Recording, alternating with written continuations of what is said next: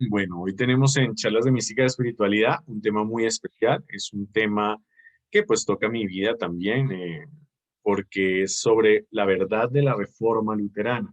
Hay muchas personas que están preguntando constantemente que qué es ser luterano, que qué diferencia tenemos con los católicos romanos, que bueno, digamos que hay muchas dudas alrededor de la Reforma y quería aprovechar que hace poco celebramos los 503 años de la Reforma.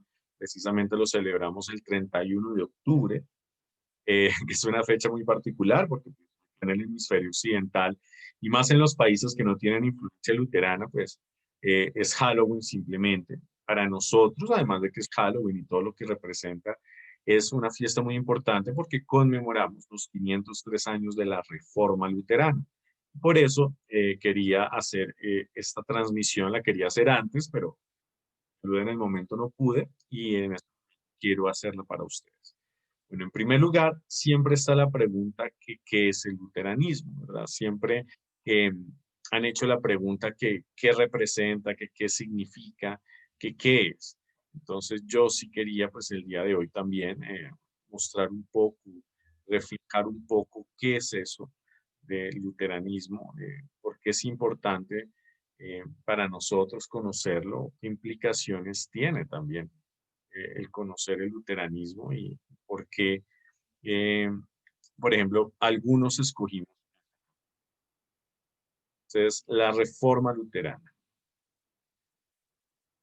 Digamos que en el siglo XVI empieza todo un movimiento que se va apilando muchos años atrás. La reforma luterana no surge porque sí, no es un movimiento solamente del siglo XVI, sino que fue un movimiento que se fue gestando durante que precisamente ya surge como respuesta a muchos abusos de la Iglesia romana en su momento, de un enorme poder, un enorme dominio, ¿verdad? Todos recordemos nuestras clases de colegio o universidad cuando nos hablaban de la Edad Media, cuál es la Iglesia Católica Apostólica y Romana, un dominio político, religioso, territorial impresionante. Y este dominio hizo que fuera adquiriendo más poder terreno espiritual y que por lo tanto, pues lastimosamente, ustedes han escuchado a veces la frase poder corrompe y el poder absoluto corrompe absolutamente. Entonces la iglesia como institución humana también se fue corrompiendo y fue cayendo en altísimos excesos, abusos que hicieron que muchas personas se apartaran del camino espiritual, también empezaran a buscar otras formas de vivirla. Lo que pasa es que no había tolerancia, entonces si tú emprendías un camino espiritual diferente, pues siempre ibas a ser tachado de hereje, siempre ibas a ser tachado de brujo, era muy posible que terminaras quemado en una hoguera porque no pensabas, la Iglesia Católica Apostólica Romana decía que debías pensar y que era correcto pensar. En este ambiente surge la reforma. El luteranismo tiene su nombre por Martín Lutero. ¿No? Martín Lutero, eh, que inicia por lo menos lo más visiblemente, tal vez con el mayor éxito, lo que es la reforma. El luteranismo es el resultado de esa reforma, es el resultado de las tesis teológicas y espirituales de Martín Lutero. ¿Bien? ¿Qué es la reforma? La reforma es el movimiento que inicia Lutero, pero que no se limita solo al luteranismo, ni se limita solamente a ese momento histórico. Es importante comprender y entender que la reforma se venía gestando desde mucho tiempo atrás. Lo que pasa es que podríamos decir que de pronto no tuvieron el éxito que logró tener Lutero en su momento, ¿verdad? Desde muchos siglos atrás, personajes y movimientos surgieron como una respuesta a esa corrupción eclesial y como deseo precisamente de volver al mensaje de Cristo, al mensaje más puro, sin tanta interferencias humanas, tantos deseos humanos, los cuales las personas pudieran vivir su fe sin miedo, sin angustia. Y esto se vio muchas veces antes. Lo que pasa es que, repito, el poder absoluto en este momento de la iglesia llevó a que muchos de estos personajes fueran condenados a la hoguera, fueran asesinados prácticamente, o fueran encarcelados, o fueran censurados, y por lo tanto no prosperó mucho de lo que pensaban o de lo que querían hacer. ¿Bien? Entonces, vemos que dentro de la Reforma existieron unos precursores o unos iniciadores, los cuales quería mencionar. El primero de ellos fue Pedro Baldo. Bueno, hay muchos, pero digamos que quiero mencionar unos en especial. Pedro Baldo, un hombre nacido en Lyon, aparentemente, porque digamos que de él tampoco se tienen tantos datos. Digamos que su biografía es un poco dispersa, ya que no se tienen datos exactos, pero aparentemente vivió en la ciudad de Lyon.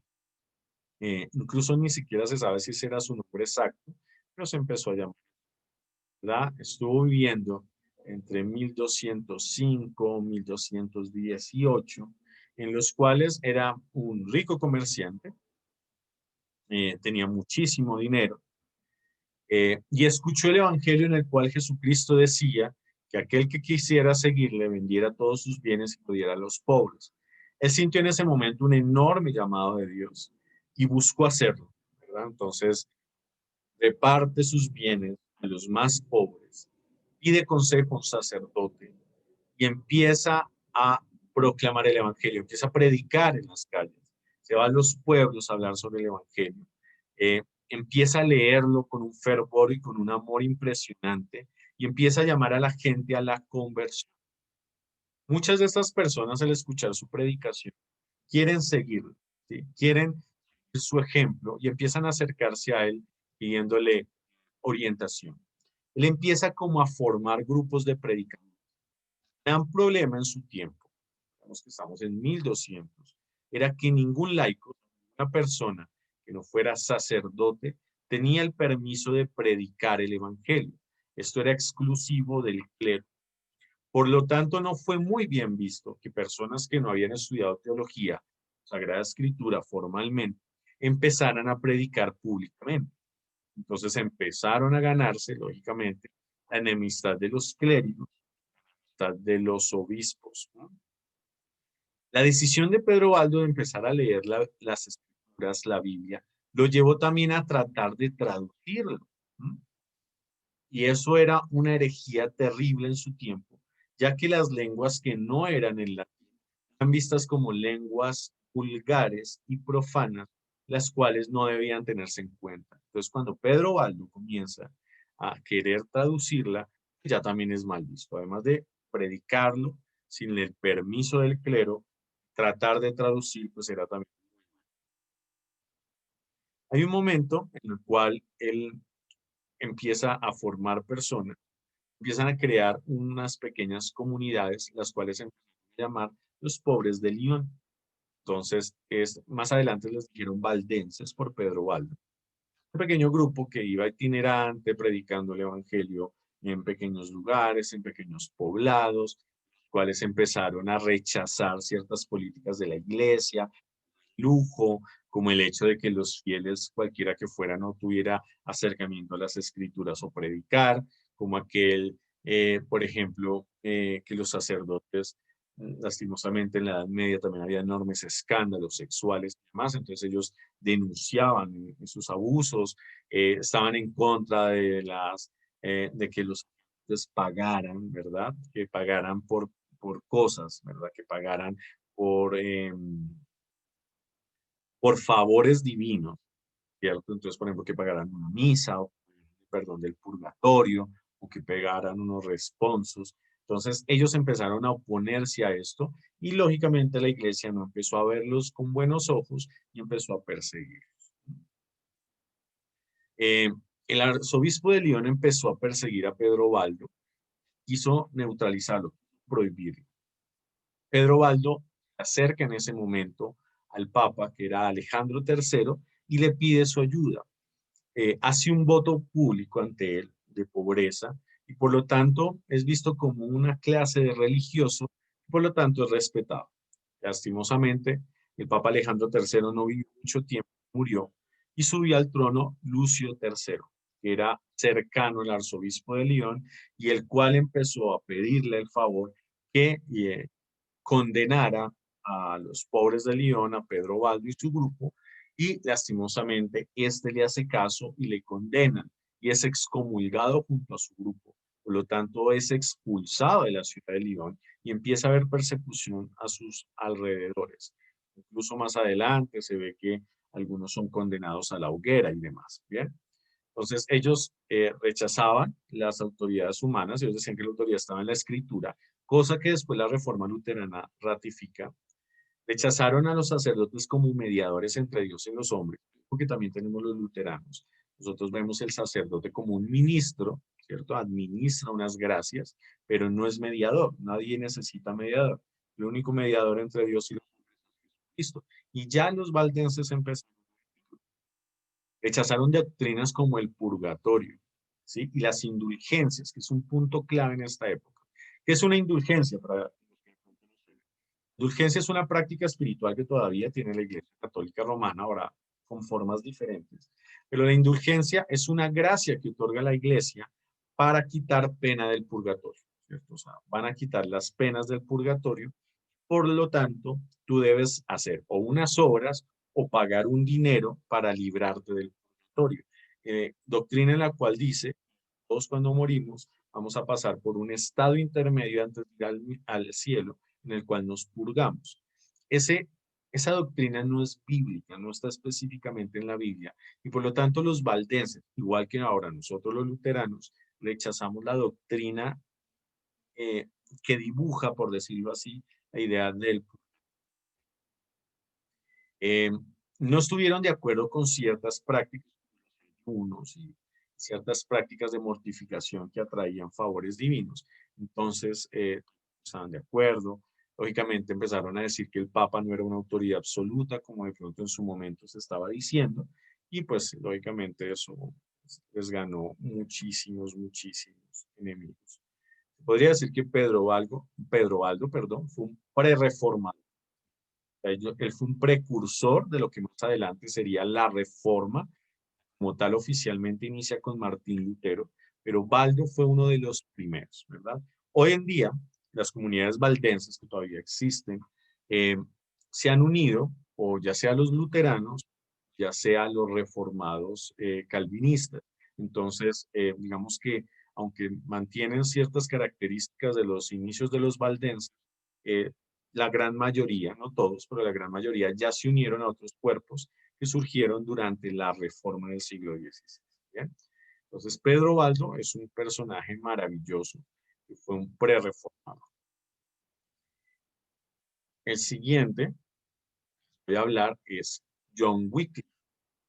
Wycliffe fue un inglés maravilloso, también pre-reformado, la cual empezó a proclamar y anunciar también cosas muy similares a Baldo y que después también serían muy similares a Juan Hus, que ya hablaremos de él, y por lo tanto a Lutero, a Calvino y a los reformadores ya oficiales. John Wycliffe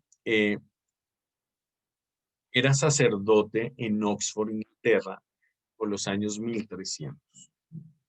Era un hombre muy sabio, también fue abogado, entonces ejercía el derecho, especialmente el derecho canónico, pero también el derecho inglés.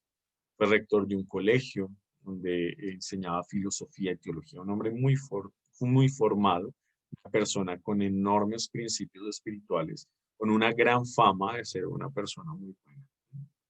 En esa época, pues había unos conflictos políticos entre los reyes y el Papa de Roma, conflictos que siguieron, que más adelante, digamos que dieron un espaldarazo a la creación de lo que conocemos hoy como Iglesia Anglicana, Iglesia prima hermana de nosotros los luteranos. Entonces, unas rencillas. Lo que pasa es que hay que recordar, todavía pasa, el Papa es jefe de Estado, ¿verdad? De los Estados Vaticanos en su momento, hoy de la ciudad-estado del Vaticano.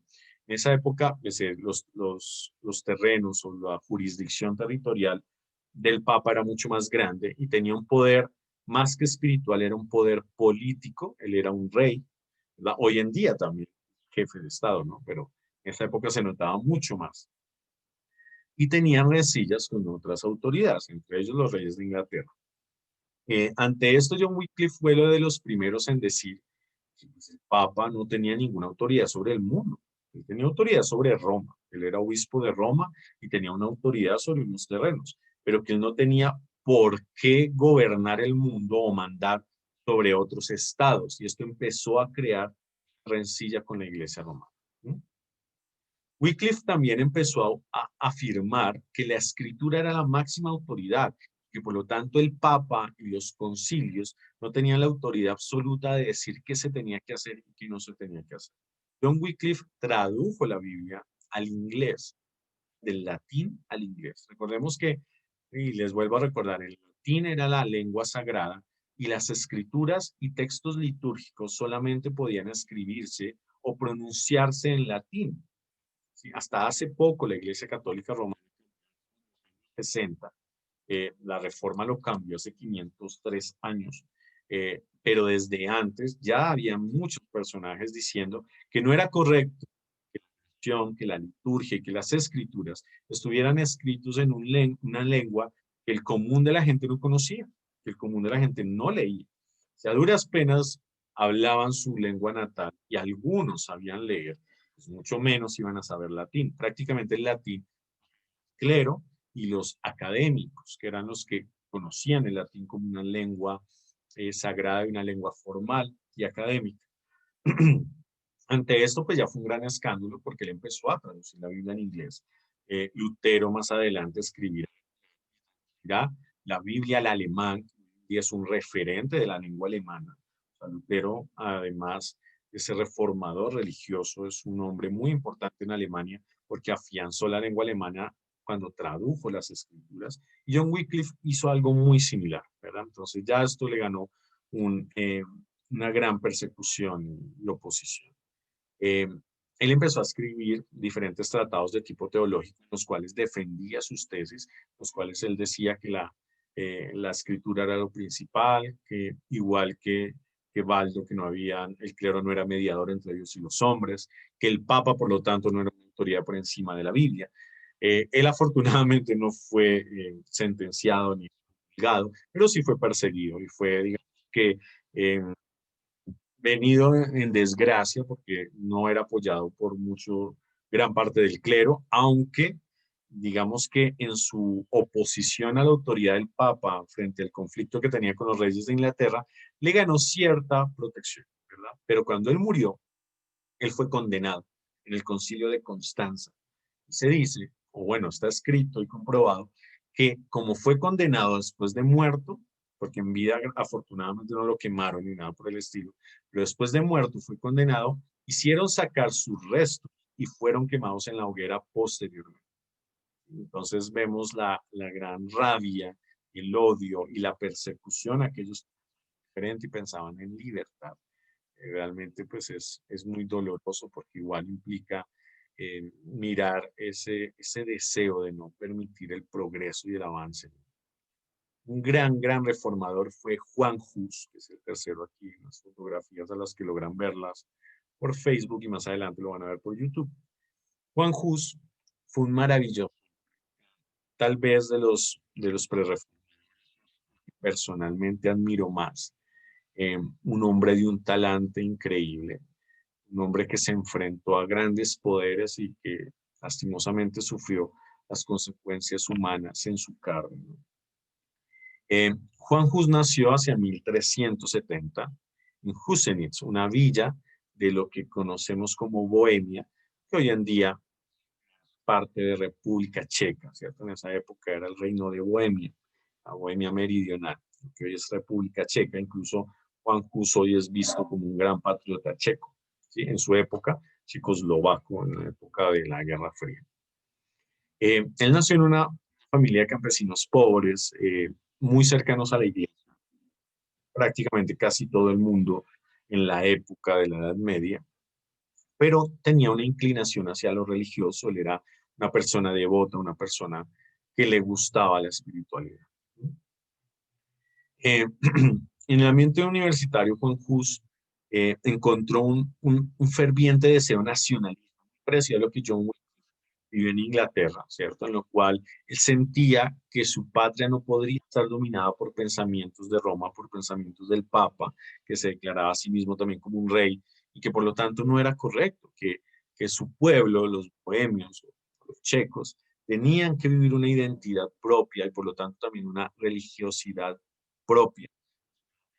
Praga, formación teológica y filosófica, diferentes corrientes filosóficas muy interesantes. Escribió una obra maravillosa llamada Ecclesia, que es iglesia en latín, donde empezó a hablar y a expresar que no estaba de acuerdo con la iglesia romana. Es muy similar a los otros prereformadores. Primero, el Papa no era autoridad y cabeza de la iglesia, la cabeza era el mismo Cristo, que la autoridad estaba en las escrituras, que eran el testimonio precisamente del mismo Cristo sobre lo que era la fe y lo que era el mensaje del Evangelio, que por lo tanto los hombres no podían manipularlo. Eh, Aunque se hizo sacerdote, empezó a pelear con ciertas prácticas eclesiales, con ciertas devociones eh, que no estaban bien, que lógicamente influenciaban de manera negativa en la gente. Era, por ejemplo, la venta de indulgencias, de lo que ya les hablé, también cosas eh, como la excesiva devoción a los santos, que y Juan Hus fue uno de los que vio que estaba como fuera de lugar, ¿verdad?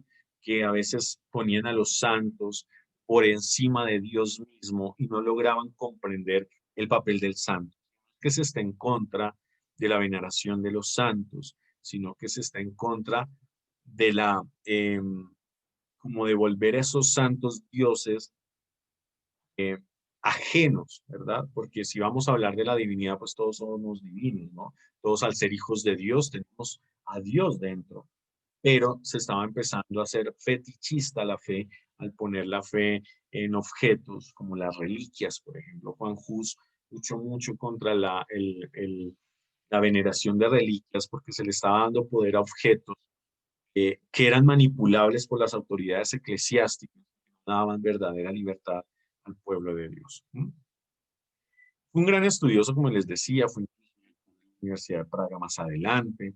Eh, se, se sintió muy identificado por John Wycliffe y sus doctrinas en las cuales prácticamente estuvo totalmente emparentado, como les acabo de decir.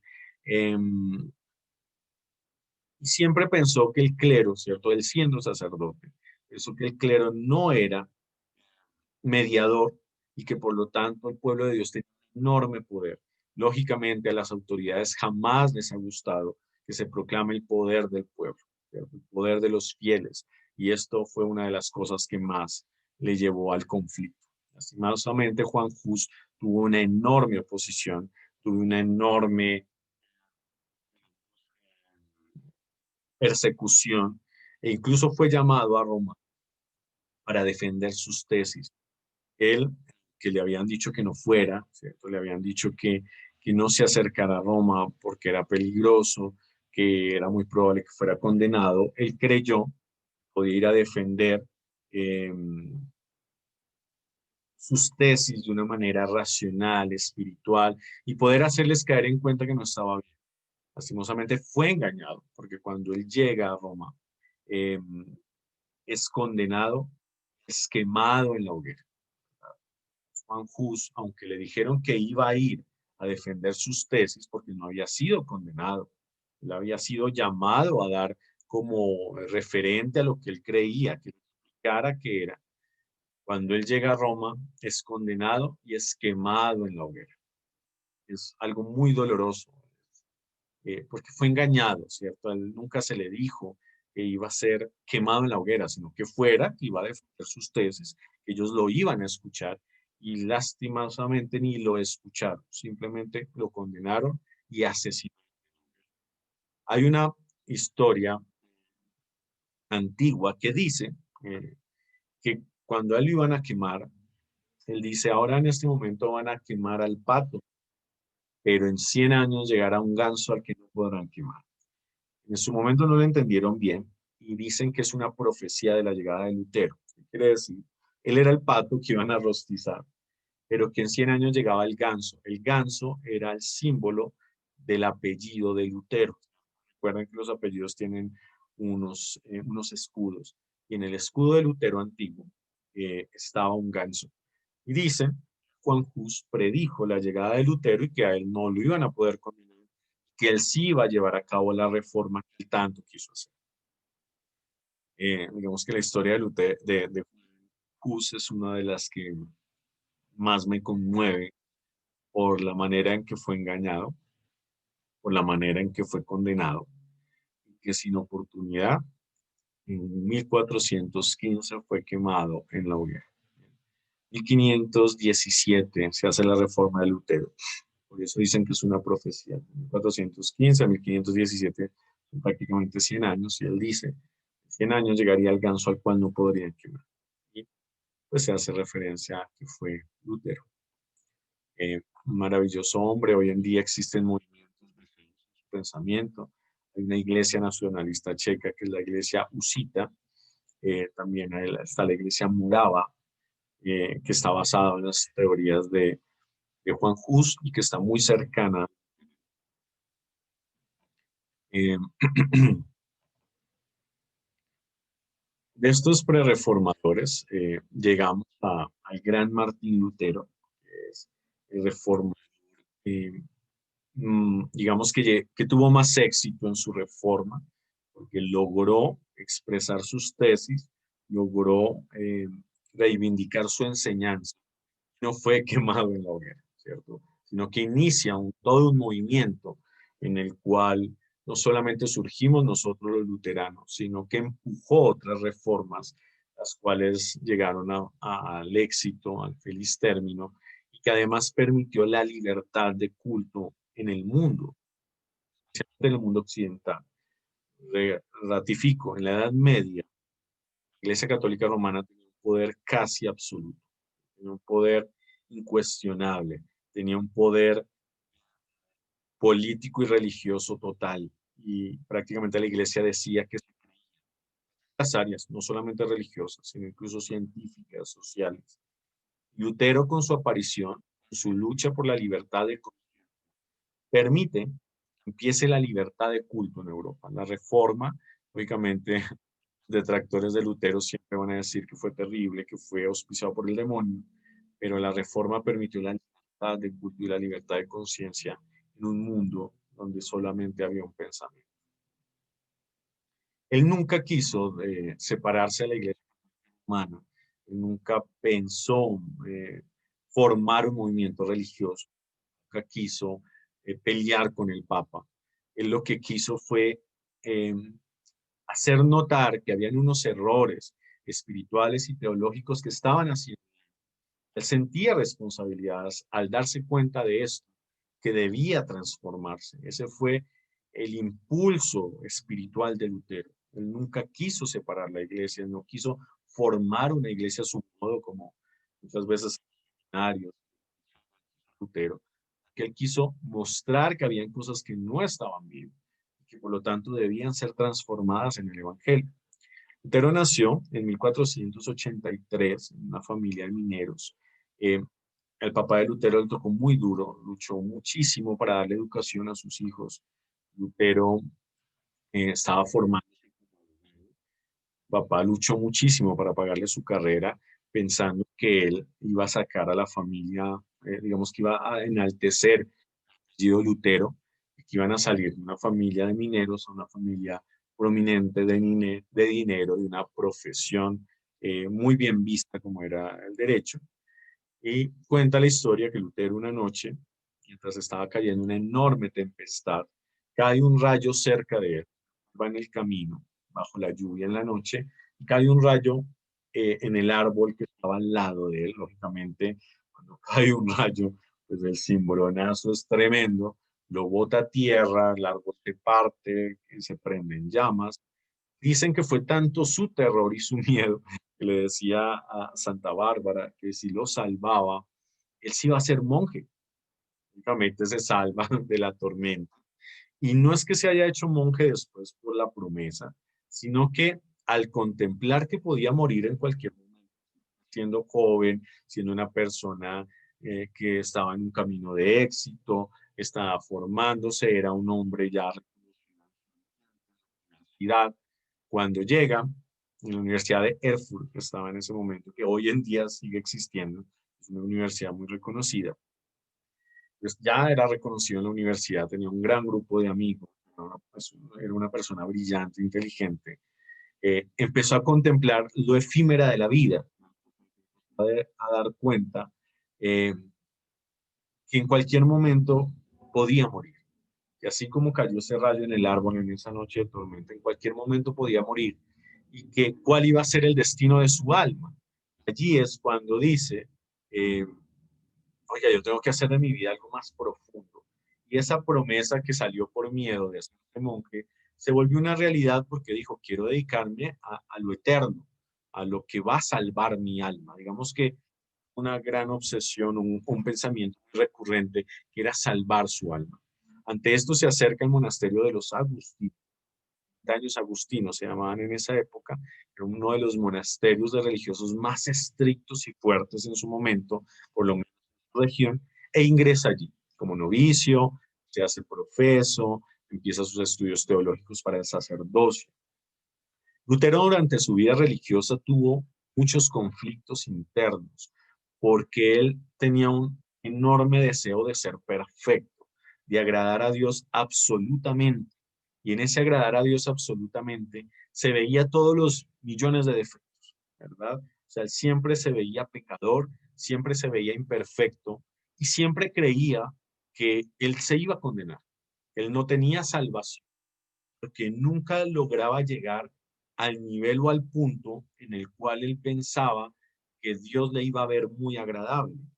Entonces se sentía muy culpable, se sentía pecador todo el tiempo. Incluso él se confesaba muy frecuentemente y, y nunca se sentía en paz. Vivía, digamos que tenía un alma atormentada, ¿cierto? Eh, era un alma sin armonía, sin paz. Tiene, por cosas de su orden, debe viajar a Roma, pues que era, si todavía lo es, tiempo era una de las ciudades más sagradas e importantes. Eh, y por lo tanto era un privilegio, pues, a sus superiores. Repito, Lutero era sumamente brillante, inteligente, persona muy estudiada, con mucha comprensión en letras, y por lo tanto es enviado para que ayude a un litigio que tenía la orden agustina, con unos problemas legales.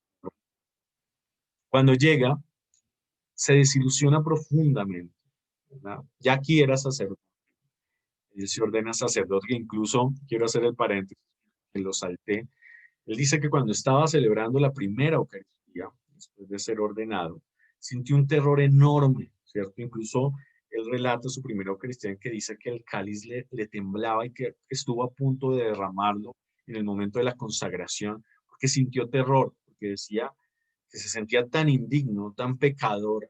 Entonces, ese ritual enorme ante Jesucristo y haciendo que su sangre era presente en ese vino se sintió tan indigno que decía casi muero. O sea, era un alma atormentada por el miedo que tal vez muchísimos han vivido durante su vida y en la vida religiosa, y él lo tenía, ¿no? Bueno, después de esto, bueno, él tenía su confesor, que era un gran sacerdote, un gran maestro, y lo envían a Roma. Él cuando llega a Roma se desilusiona enormemente porque empieza a ver la corrupción de la ciudad santa, entre comillas, ¿no? Entonces, por ejemplo, había prostíbulos para sacerdotes, empieza a ver la opulencia de la iglesia sobre medida, y empieza a ver que en Roma, más que religión, es un ardid de política, de poder, de dinero, de placeres, porque Roma era sumamente corrupta, ¿no? Incluso Lutero la describe en algunos de sus escritos como pestilente, donde se toma la más enorme eh, desilusión y tristeza al ver esa corrupción en Roma. Eh, Cuando ve esto y vuelve a su monasterio allá en Alemania, eh, cambia su forma de pensar, ¿no? Se siente peor. O sea, ve a una iglesia corrupta que no está al nivel de la santidad de Cristo, Recordemos que él buscaba ser, él tenía un enorme afán de ser santo. Y cuando se encuentra con la iglesia corrupta, con la sede de la iglesia más corrupta de lo que pensaba, pues enorme dolor en su corazón y siente aún más que está fuera del lugar. Él dice que encuentra consuelo en las escrituras. Recordemos, hoy en día, pues para nosotros es muy fácil tener una Biblia, ¿cierto? Incluso hay Biblias que cuestan 8.000 pesos, millón, ¿verdad? Pero todos tenemos acceso. Hoy en día ya con todo esto, simplemente por buscador y Biblias completas en diferentes e idiomas. En la época de Lutero no era así. Eran contadas. Incluso los sacerdotes no tenían fácil acceso a las Biblias. El ministerio de Lutero tenía el privilegio de tener una Biblia en su gran y enorme biblioteca. Recordemos que en la época de Lutero todavía no estaba la imprenta masificada. Más adelante, tiempo contemporáneo a Lutero, empieza la imprenta en Europa, que no era común, y mucho menos la Biblia, que era un texto sagrado el cual pasaban a mano los monjes. Entonces, él encuentra una Biblia en la biblioteca de su monasterio e incluso empieza a estudiar la Biblia. Él obtiene el doctorado en teología y el doctorado en Sagrada Escritura en la Universidad de Wittenberg, ¿cierto? Que hoy en día se llama Lutherstadt Wittenberg, tierra de Lutero Wittenberg. Eh, y él empieza a estudiar, se hace doctor en teología y en Sagrada Escritura, y se empieza a sumergir en la Escritura, y él pasa grandes horas leyendo la Biblia.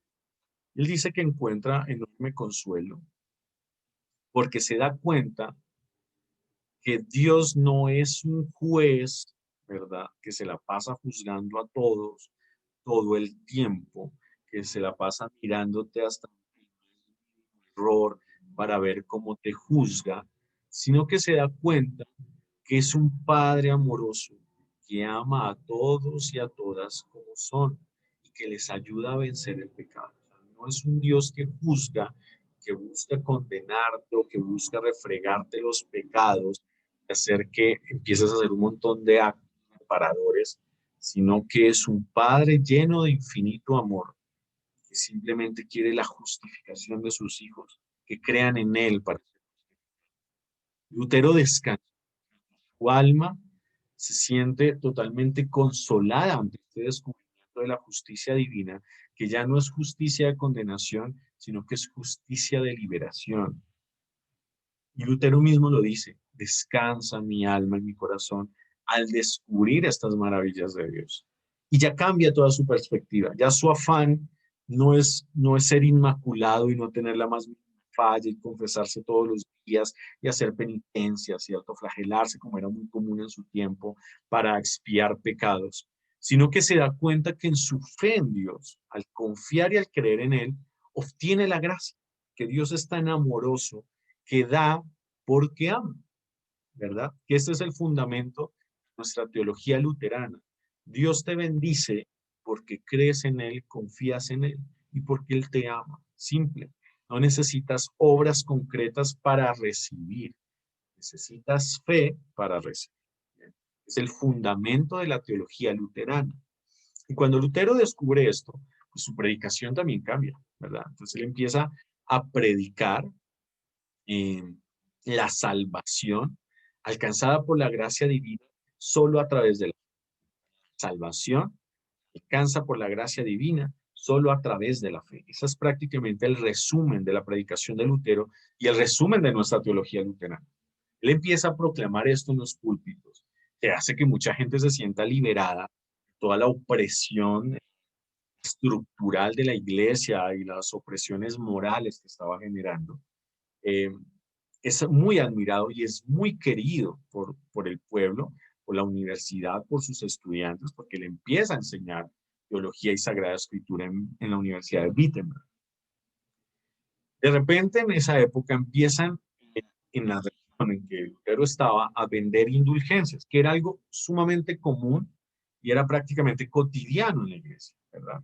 Recuerden y vuelvo a repetir para los que no escucharon, la indulgencia es quitar penas del purgatorio por una obra o por dinero. ¿Mm? Entonces, por ejemplo, ciertas penitencias te dan indulgencia, ciertos actos piadosos te dan indulgencia o ciertos pagos te dan indulgencia. Hoy en día la Iglesia Católica Romana todavía ofrece indulgencias, son más por obras que por dinero, aunque también las donaciones dan indulgencia. Pues, por ejemplo, si recuerdan, hace unos años, que cruzar por la Puerta Santa daba indulgencia plenaria. Indulgencia plenaria quiere decir que te quitan la pena del purgatorio. Rezar el rosario frente al Santísimo te da indulgencia.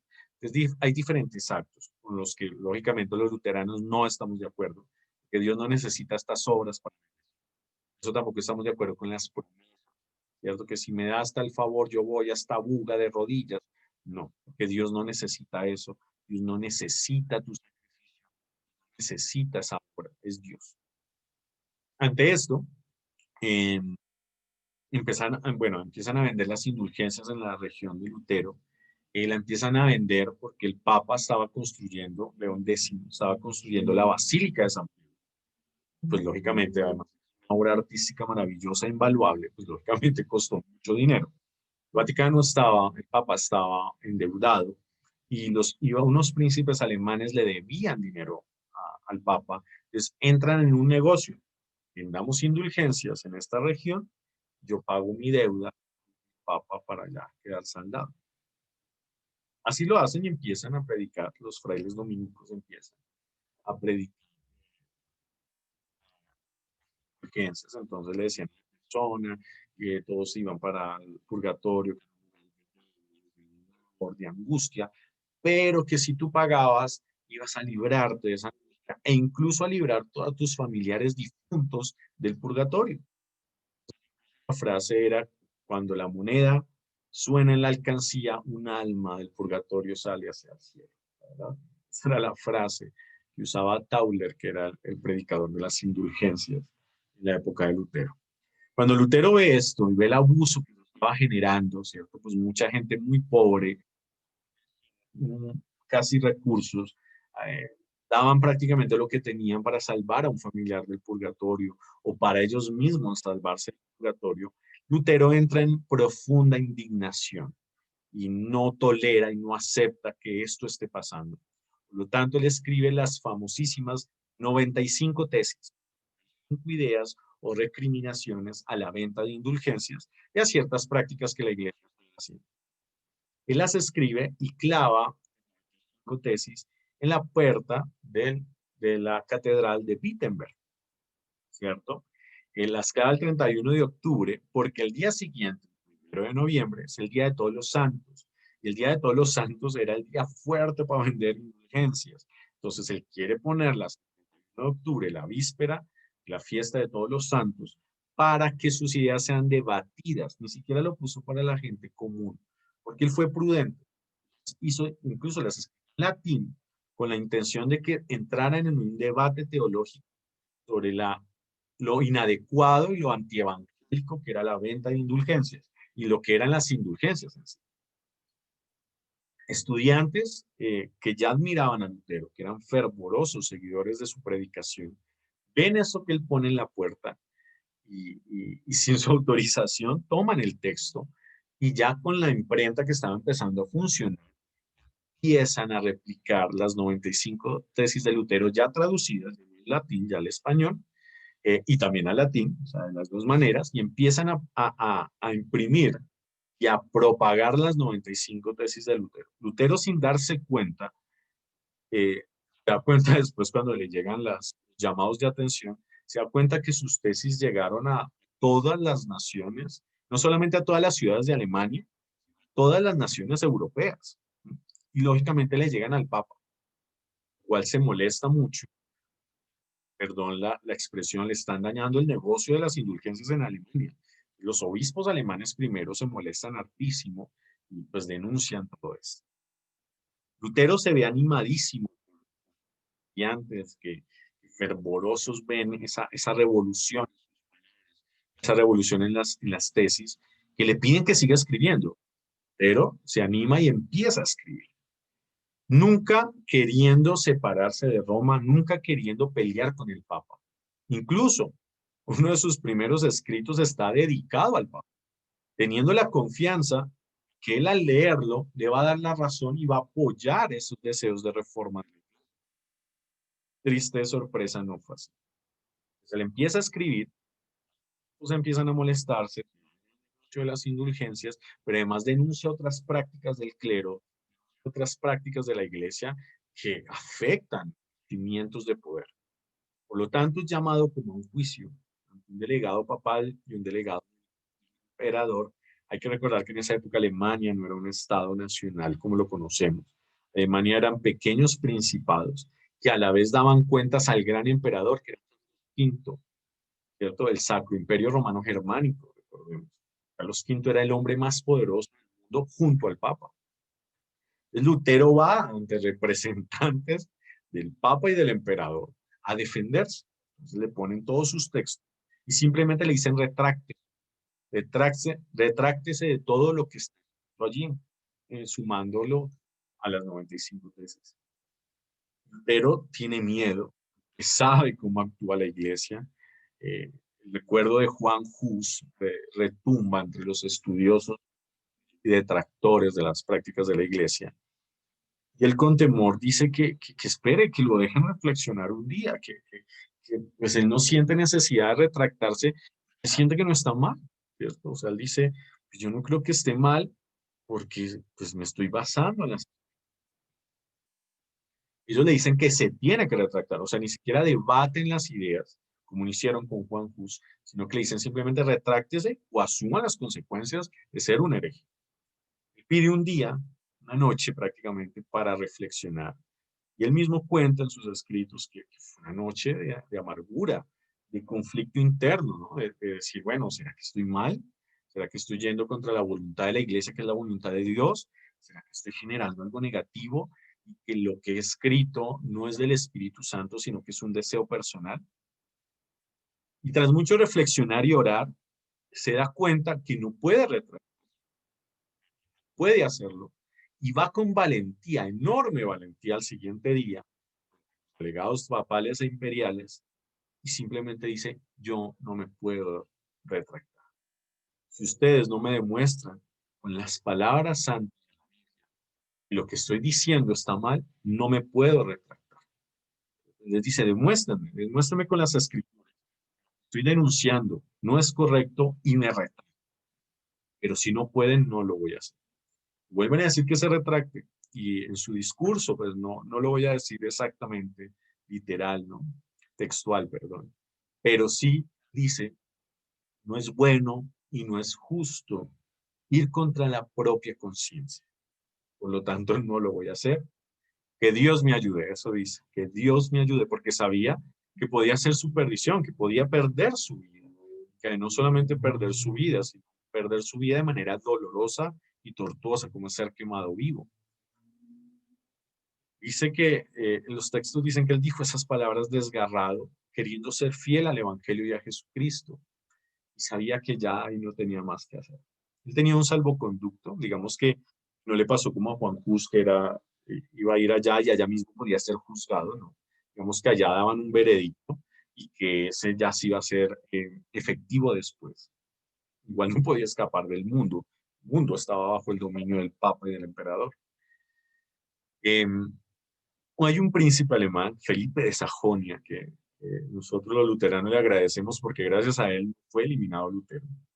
Lo escucha con un enorme fervor y le convence. Su discurso marca la vida de Felipe y él quiere cuidarlo. Por lo tanto, termina el juicio, está yendo, él planea una falsa desaparición. Incluso muchos pensaron que cuando desapareció Lutero era que había sido. Y lo que hizo Felipe de Sajonia fue esconderlo en sus castillos, donde incluso Lutero empezó a traducir la Biblia al alemán. Duró varios meses allí, totalmente incomunicado. En esos meses muchos pensaron que era muy común, era que había sido capturado y pues para no hacer mucha bulla lo habían asesinado en secreto. Había sido juzgado, condenado y asesinado en secreto. Igual ya la iglesia había dicho que no estaba de acuerdo con las de Lutero y que no se había querido retractar y por lo tanto era un hereje. Y él se resguarda en ese castillo de Felipe y allá resguardadito, incógnito, la primera vez que se quita su hábito, porque incluso en toda la época de la Reforma él siempre vistió el hábito agustino, vivió en el monasterio agustino. Eh, Ahí ya se quita su hábito de una persona común y empieza a traducir la Biblia del latín al alemán. Es incluso una de las obras maestras de la literatura alemana y se dice que Lutero es padre moderno, ya que esa obra tan grande que es traducir las escrituras, primero tradujo el Nuevo Testamento, estando allá resguardado, y más adelante traduce el Antiguo Testamento. Dicen que es un baluarte de la literatura alemana, donde precisamente él marca la lengua y el idioma alemán.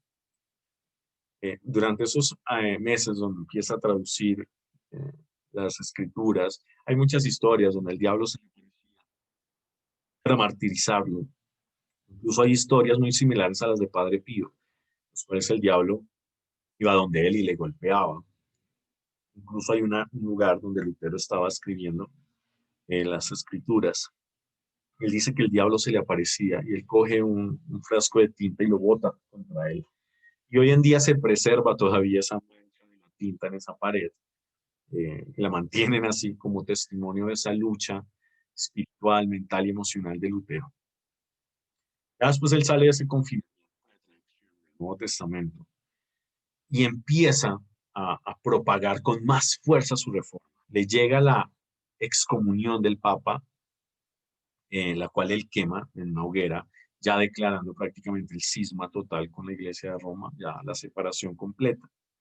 Eh, y es allí, ya prácticamente excomulgado, separado de la Iglesia, pero nunca es condenado, o sea, nunca es asesinado, quemado en la hoguera, porque Felipe de Sajonia fue su protector. Felipe era príncipe, recordemos que Alemania eran principados, era un príncipe muy respetado por el emperador. Felipe le dio un salvoconducto que le permitía estar en sus tierras sin ser capturado o enjuiciado. Lógicamente, Lutero nunca más pudo volver a Sajonia, pero estando allí, murió de viejo, o sea, sin ser asesinado. Fue lo que no le pasó a Juan Hus. Eh, Allí empieza a escribir todas las transformaciones de la iglesia. En un principio nos llamábamos católicos evangélicos. Con el tiempo empezamos a usar el título luterano por Lutero, que incluso a Lutero no nos llamemos luteranos, porque yo Lutero no, llamémonos cristianos, porque fue Cristo el que. Entonces, cristianos, católicos cristianos evangélicos nos llamaban. Y pues ya con el tiempo la palabra luterano quedó como nuestro apellido, digamos así. Lutero empieza a hacer toda la reforma litúrgica, entonces se dice en latín, sino que se dice en alemán, ya el pueblo tiene participación, ya los cantos no son gregorianos, sino que son cantos que puede cantar la gente común. La predicación empieza a tener un papel muy importante en la Eucaristía, ya que la predicación era casi nula, incluso casi predicaban la Eucaristía, pero hace que la predicación sea importante.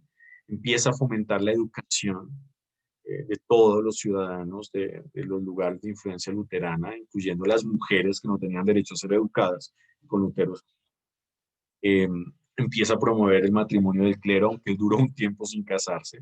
Después se casa con Catalina Bombora, que era una mujer que fue muy del monasterio, porque fue metida al monasterio, como a muchos hijos menores les tocaba en esa época. Y con el tiempo Lutero decide casarse sin estar muy enamorado, pero para dar ejemplo de que el pastor, el sacerdote debía casarse para dar ejemplo de familia, y después se enamora profundamente de Catalina. Incluso la historia de su matrimonio es muy bella. Hay un profundo amor entre los dos. Están siempre juntos hasta la muerte de Lutero, que muere primero. Tienen varios hijos, perdieron varios hijos, un dolor muy profundo para Lutero. Y ya Lutero vivió en donde fue su monasterio en Wittenberg. Los monjes se salieron del monasterio y siguió viviendo allí. Tenía una fábrica de cerveza, que era lo que hacían los monjes antes de la reforma, y vivió allí y hacía que el monasterio fuera una residencia estudiantil. Fue profesor toda la vida en Wittenberg y le gustaba hablar con la gente, le gustaba comer, tomar cerveza con las personas. Era una persona muy extrovertida. Incluso hay un libro que se llama Charlas de sobremesa, que son, digamos, las enseñanzas espirituales de Lutero cuando se reunía con sus estudiantes a comer y a charlar de Dios.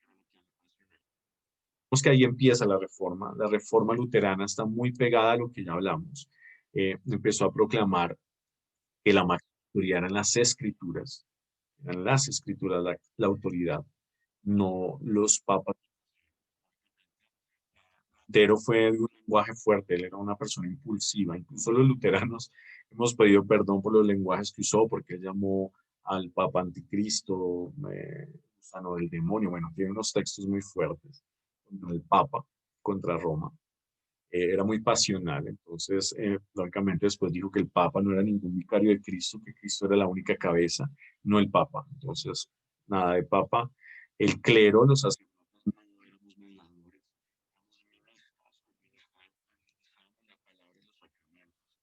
eh, ya se empezaron a ver los sacramentos diferentes.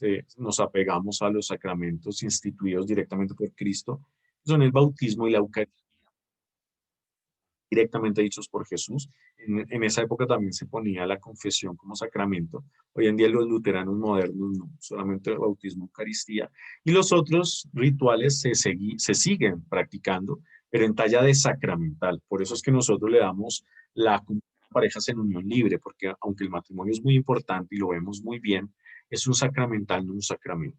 O sea, no fue mandado por Jesús, es una práctica buena que se promueve, pero no es un requisito. El sacramento es una institución de Cristo directamente y que tiene una gracia divina, ¿cierto? Por lo tanto, el cristiano debe bautizarse, que es entrar ya en la comunidad eclesial, recibir el Espíritu Santo y recibir el cuerpo y la sangre de Cristo que lo hacen parte de su cuerpo místico. Es lo único necesario. Ya las otras prácticas son saludables, se promueven, pero no son requisitos, ¿verdad? Por eso la confesión no es requisito, siendo enfermo no es requisito. Son prácticas saludables que se promueven, pero no son requisitos. No, no los necesitas, por decirlo así. Se hizo énfasis en la fe sobre las obras, o sea, es tu fe la que te trae la salvación y no obras, por lo tanto no hay peregrinaciones, no hay promesas, ¿cierto? La peregrinación ya se hace libre, pero lo que pasa es que en esa época, sobre todo en la Edad Media, todavía pasa, pero sobre todo en la Edad Media, la peregrinación se hacía con la intención de recibir un favor, ¿verdad? Era como un pago. Entonces no estamos de acuerdo con eso, pero lógicamente no estuve de acuerdo. No existen las indulgencias, no creemos en el purgatorio, no es bíblico la teoría del purgatorio, o sea, en ningún lado de la Biblia hablan del purgatorio como tal. Son ideas que se fueron construyendo posteriormente, entonces no, la escritura sigue siendo autoridad máxima, entonces digamos que tratamos de...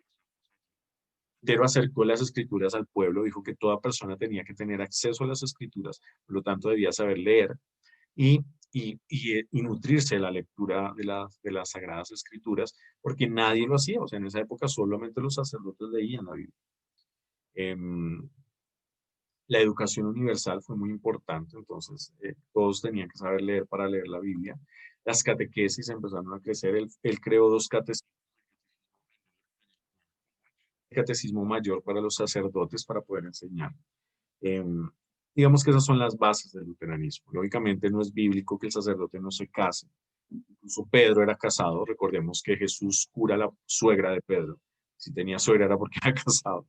Entonces la gran mayoría de apóstoles eran casados. Los únicos que se tiene testimonio que no eran Juan y Pablo. El resto todos fueron casados. Los primeros sacerdotes y obispos fueron casados. En la escritura están en Hechos de los Apóstoles. Incluso dice, el obispo debe ser esposo de una sola mujer y ejemplo para su comunidad. Por lo tanto, el clero empezó a casarse. Digamos que esos son los fundamentos básicos del luteranismo. El luteranismo empezó a crecer, se logró crear, digamos que se logró que el emperador diera respeto a la diversidad de culto. Porque los príncipes alemanes que se adhirieron al luteranismo hicieron una carta ante el emperador Carlos V, que era sumamente católico y odiaba a Lutero, pero por respeto a los príncipes nunca le hizo nada. Eh, se fue a defender ante el emperador la libertad de creer en el luteranismo, en las tesis de la reforma, y se logró la libertad. Nosotros tenemos una confesión de fe que se llama la Confesión de Augsburgo, que es donde está resumida la creencia luterana, que es una creencia muy católica, más no romana, y eso se defendió ante el emperador. El emperador no tuvo más que hacer sino decirles, bueno, doy libertad de creer, pero no hagan mucha propaganda, crean ustedes, se les da libertad, no serán perseguidos, sus sacerdotes se les permitirá predicar, porque en un comienzo muchísimos luteranos fueron mártires, muchos fueron quemados en la hoguera, muchos fueron asesinados y ahorcados por predicar. Y ante esto, hasta la ratificación de la Conferencia de Augsburgo, dio la libertad de culto, primera libertad de culto. Pues allí se permite la libertad de culto luterano y ahí ya comienza a expandirse, se expande sobre todo norte de Europa, los países escandinavos, países luteranos, que es Suecia, Dinamarca, Noruega, Finlandia, Islandia, son países profundamente luteranos. E inicia, digamos que esta fuerza de Lutero inició otras reformas, porque no es la única. Entonces inician reformas como la de Zwingligo en Suiza, perdón, que también Juan Calvino, que es uno de los grandes reformadores contemporáneo de Lutero, inició lo que llamamos la Iglesia Reformada, ¿verdad? Eh, Empieza también la reforma en Inglaterra con el anglicanismo, que erróneamente le adjudican a Enrique VIII. Enrique VIII lo único que hizo fue firmar políticamente la separación. Hubo grandes teólogos como Thomas Cranmer en la reforma anglicana. Eh, Surgen los anabaptistas, que también fue un grupo que surge en la reforma. Digamos que hay diferentes. Primero fue el luteranismo, y ya le siguieron otros. Y allí se inicia la libertad de culto, ¿verdad? Entonces hay diferentes formas de expresión. Los luteranos decimos que somos católicos, más no romanos, porque no pertenecemos a Roma, no estamos bajo su influencia, no estamos bajo sus leyes y sus costumbres. Somos católicos, católico significa universal, es que creemos desde los inicios de la iglesia lo mismo, lo de los credos, es sumamente importante, y las escrituras. Entonces, en eso es lo que se basa la reforma, y por eso es tan hermosa, por eso es tan admirable, por eso hay muchos santos y mártires de la reforma. Lo que pasa es que acá en Occidente, en el Occidente influenciado por la Iglesia Católica Romana, pues el luteranismo ha sido mal visto, la reforma siempre fue vista como algo negativo del demonio que separó la Iglesia, pero no se sabe esto, ¿sí? Y lógicamente está sumamente resumido, llevamos un poco más de una hora hablando de esto.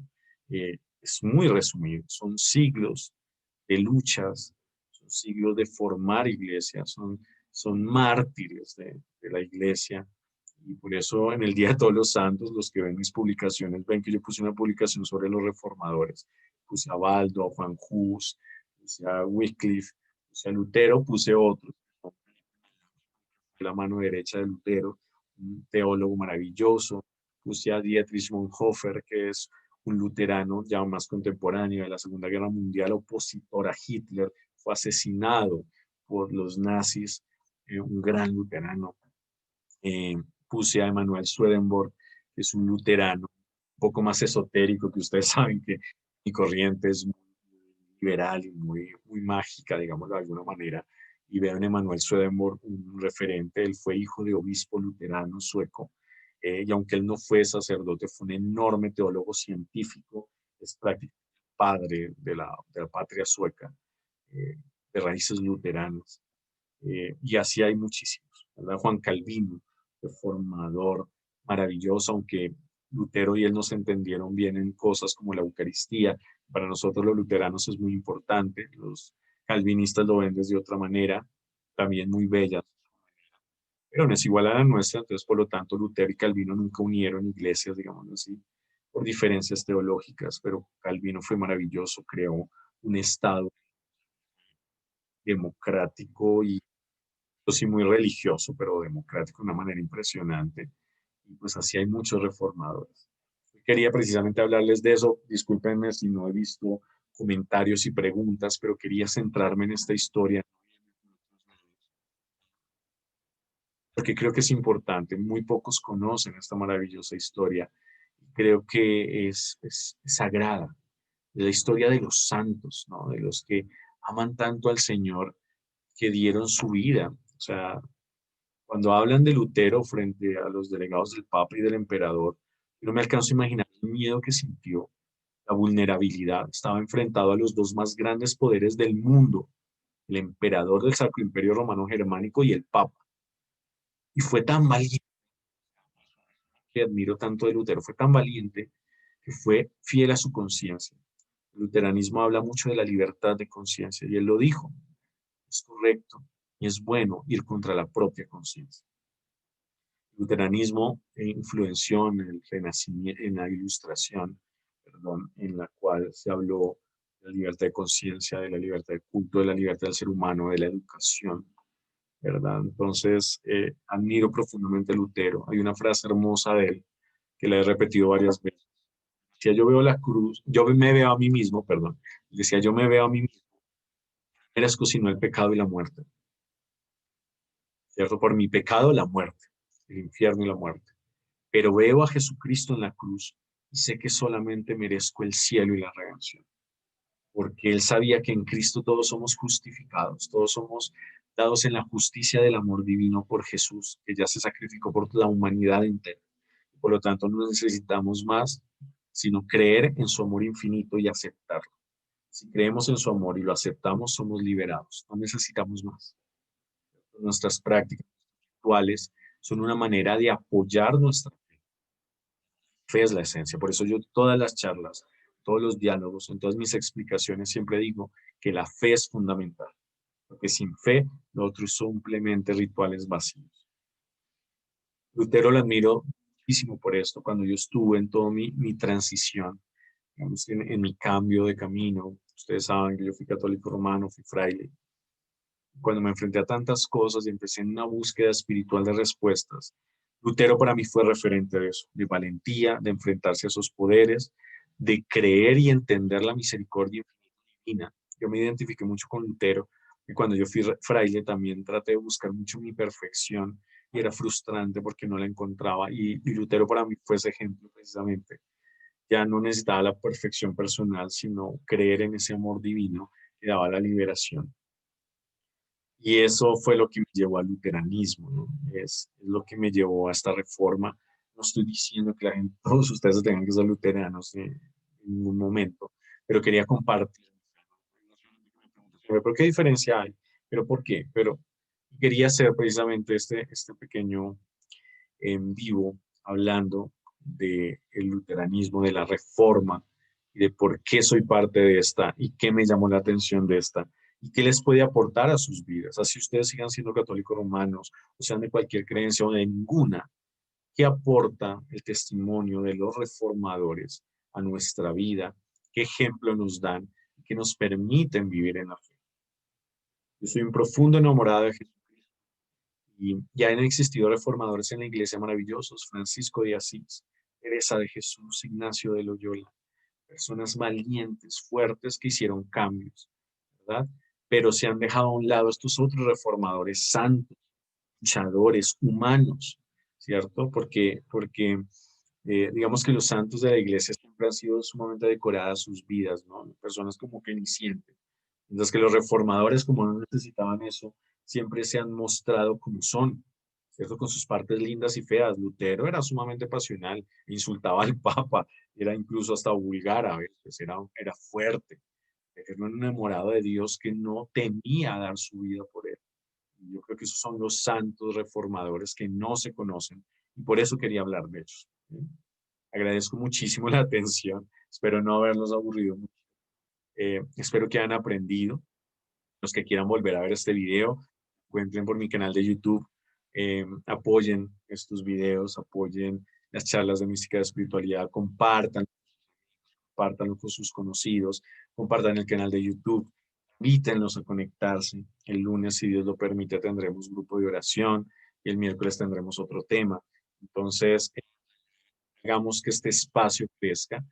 Tuvimos esa pausa prácticamente de 3 semanas por pues ya cosas que se escaparon, ¿no? Pero la idea es tener este espacio constante de enseñanza, de aprendizaje, de oración. Eh, el lunes no pude hacer grupo de oración, pero hoy no quería pasar sin hacer esta charla y ya la otra semana, si Dios lo permite, seguiremos con nuestros espacios de charlas de mística y de espiritualidad. Espero que les haya gustado. Compartan, por favor, esta información.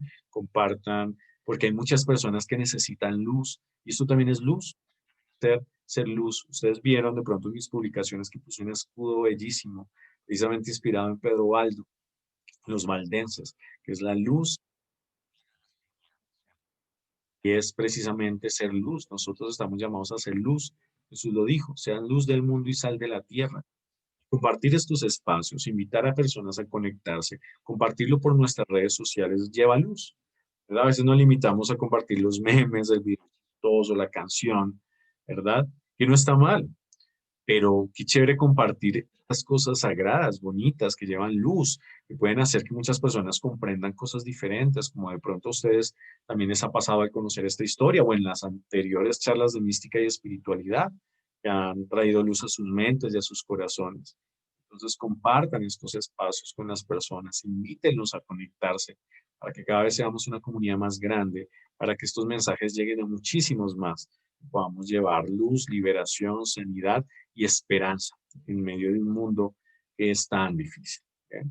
Entonces, les agradezco muchísimo, discúlpenme si no los leí, pues ya estaba tardecito, entonces no me voy a alargar, pero agradeciendo a todos sus palabras, he alcanzado a leerlos, ¿no?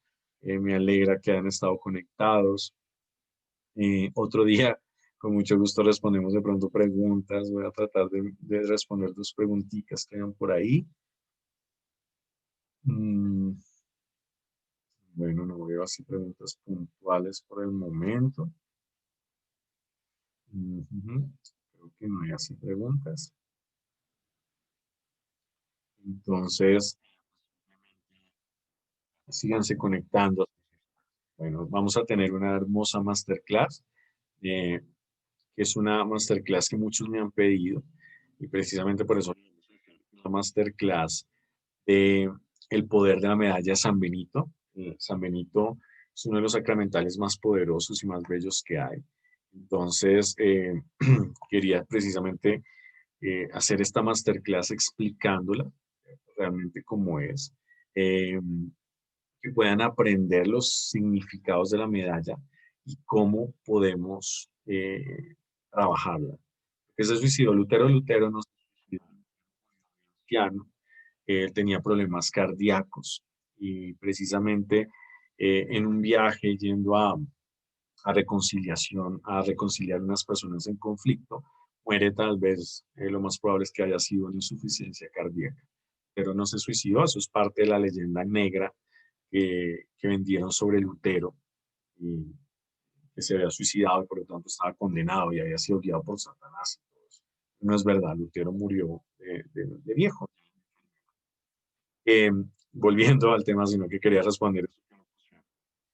Volviendo al tema, por acá están respondiendo a algo. Mm,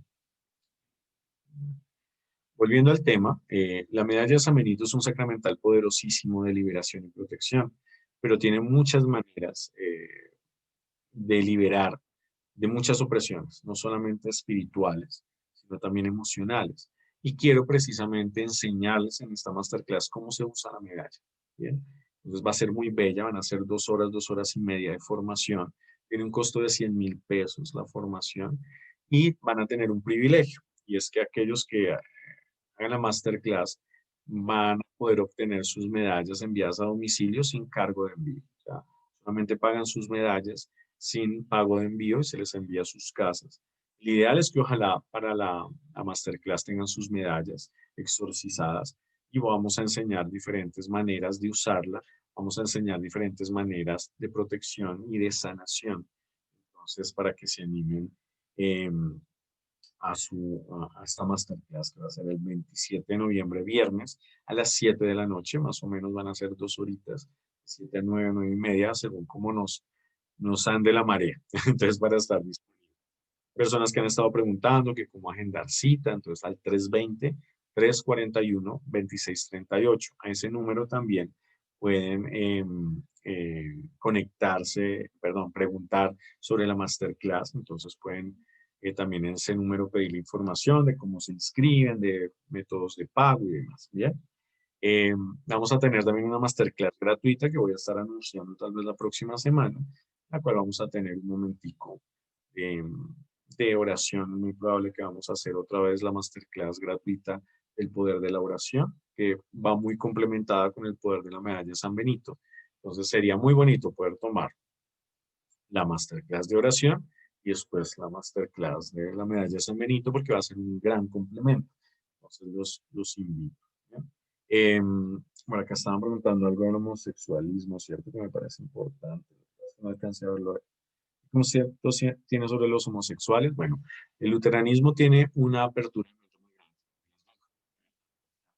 Hay diferentes vertientes luteranas. Yo, por ejemplo, no pertenezco a la vertiente luterana colombiana. Acá en Colombia existen cuatro. Yo soy del luteranismo independiente. E incluso les quería mostrar la foto. Ya, la mostré, las voy a mostrar. Ellos pertenecen al luteranismo independiente, que es una corriente. Hay varias. Los que están siguiendo la transmisión por Facebook y después por YouTube van a poder ver las imágenes. Por Instagram, pues si no, no puedo mostrárselas. Eh, Acá está la rosa de Lutero, que también es un símbolo maravilloso, eh, que tiene una expresión muy bella de nuestra fe. Se las dejo como de tarea para no alargarme. Tenemos las cinco solas, que son las expresiones de la fe. Solo escritura, solo fe, sola gracia, solo Cristo, solo Dios la gloria. Solo escrituras porque las escrituras son el fundamento. Solo fe, porque solamente por la fe somos salvos. Sola gracia porque Dios da regala por amor, sin merecimiento. Solo Cristo porque solamente por Cristo obtenemos la gracia. Solo a Dios la gloria. Esas son las cinco solas de la Reforma. Todos los hijos de la Reforma lo compartimos. Y acá les voy a fotografía con mi obispo, Cuña, un gran exorcista. Es el arzobispo de la Asociación de Iglesias Evangélicas Luteranas Independientes Hispanoparlantes, que es la asociación a la cual yo pertenezco.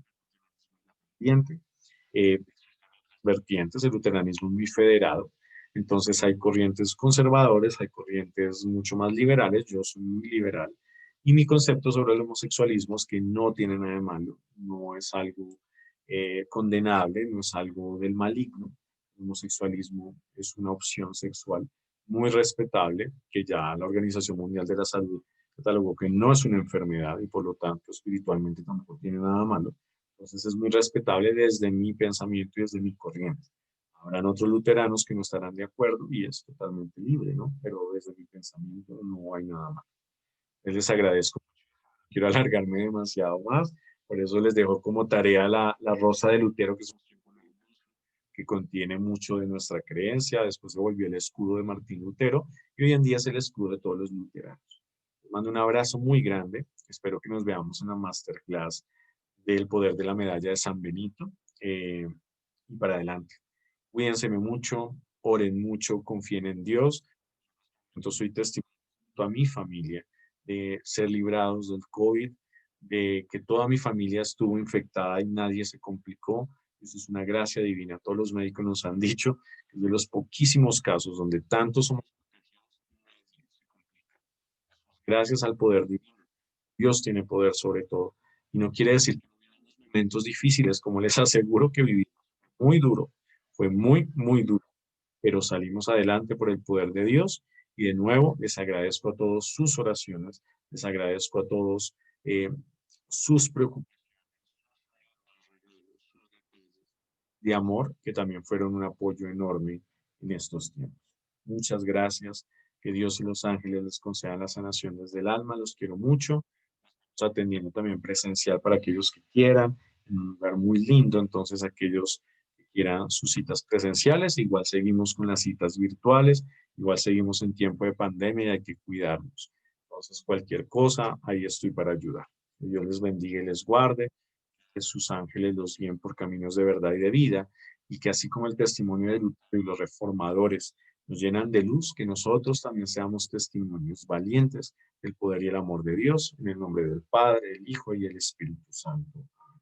Los quiero muchísimo, les mando un abrazo grande, y si Dios lo permite, lunes en nuestro grupo de oración. Una muy feliz noche para todos.